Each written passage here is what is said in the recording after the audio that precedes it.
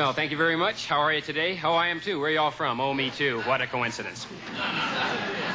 I had this blind date recently. I want to tell you about this. And ladies, you know, please don't get mad and think I'm a male chauvinist, because I'm not. But she was awful looking and had a terrible disposition. It was a package deal, you know that thing? So I go over to her house, right? And she had the widest mouth of anybody I've ever seen. And I always managed to say the wrong thing, right? She said, well, what are we going to do tonight? I said, well, let's do something you like to do. Why don't we go bob for watermelons? I love that dialogue that always goes on between men and women, like when he's making his move and maybe she's playing the defense or planning the counterattack. That dialogue is great. If I do it with you, I'll feel guilty. You won't feel very guilty. I'm not very good. Are you guys like this? Women with me, they say stuff. Makes me feel great. 5 seconds later, they say something else, I feel bad again. Like I was with this one, I really liked her. One night she finally said it. I love you. I felt great. I love everybody. Nice to be included in that select group. I think I have a good approach with the opposite sex. It's usually the same every time, but it works pretty good. I say, I love you. It's not just a physical attraction, it's the real thing. Of course, it loses something if you have to yell it from a passing car. That's another thing I have problems with is cars. Boy, I once paid $18 for a new gas cap. Isn't that a little bit expensive? I think so, yeah. Plus $6 labor for putting it on. One time I'm in a parking lot, see, real attractive young lady right here. She can't get her car started. I'm dumb about cars, but I wanted to meet her, so I thought I'd try to fake it to get the introduction. So I went over to her and I said the same thing to her that everybody says to me when I can't get my car started. Well, you flooded it. Yep, it's flooded, all right. Are you sure? Listen, I know about cars, I'm telling you. All 4 of your tires are flooded.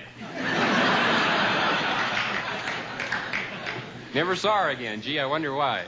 The dumbest thing I ever did mechanically, I once drove from my hometown Seattle to New York with my emergency brake on. 3,000 miles, yeah. Greyhound let me go right after that.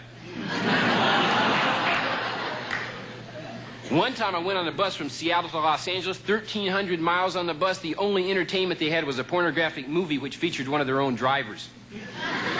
It's about a man who became romantically stimulated every time he honked the horn on his bus. Did you see it? Deep beep. It was a terrible film.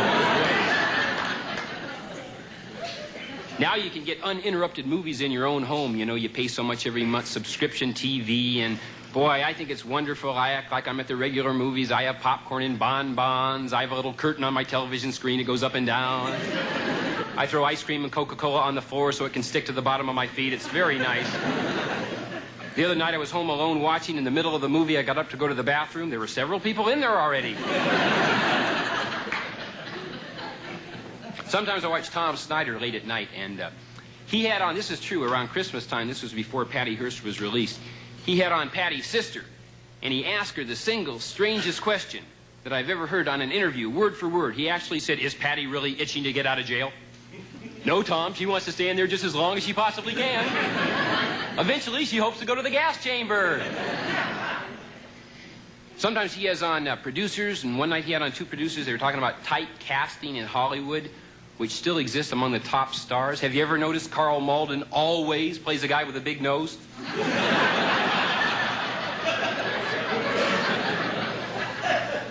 And I always watch that commercial. It's, what is it? Oh, Will Rogers Jr. for Grape Nuts, the simple cereal. You know, like cornflakes is real complicated. Hey, you want some cornflakes? Oh, no, thanks. I don't want to get in over my head.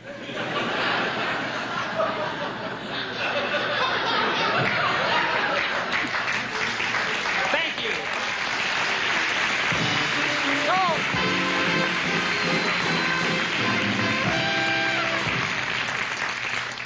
And one more thing, I said thank you too soon. Thank you, good night, I should have said. No, comics always overreact, like I've been told when I left Seattle. Watch yourself when you get to Los Angeles, very large gay community, right? First day I'm in town, I'm in a restaurant, there's a guy over here kind of giving me the eye. I thought, well, maybe he's like that. If he says anything, I'm not going to waste any time, I'll come right out and ask. So I'm chewing, and he's looking, and I'm chewing, and he's looking, and finally he says, say, would you please pass me the salt? I said, yeah, here you go. Are you gay? He said, no. Do they use a lot of salt? Thank you. Good night.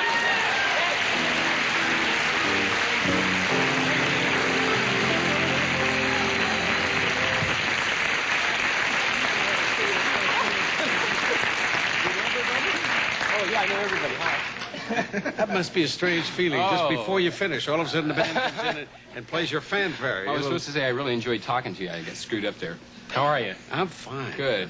Is that the first time it's ever happened to you, or has that ever happened to you before? That specific thing has never happened to me before, no.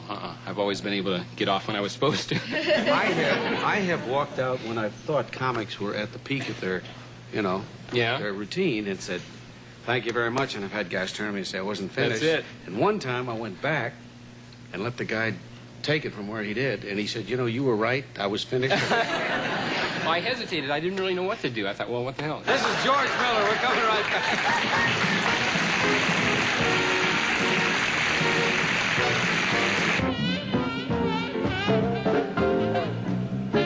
As Gregory Poe left, he said, Merv, I want you to have this gift, wear it on your lapel. It's just a lapel pin to wear at a party.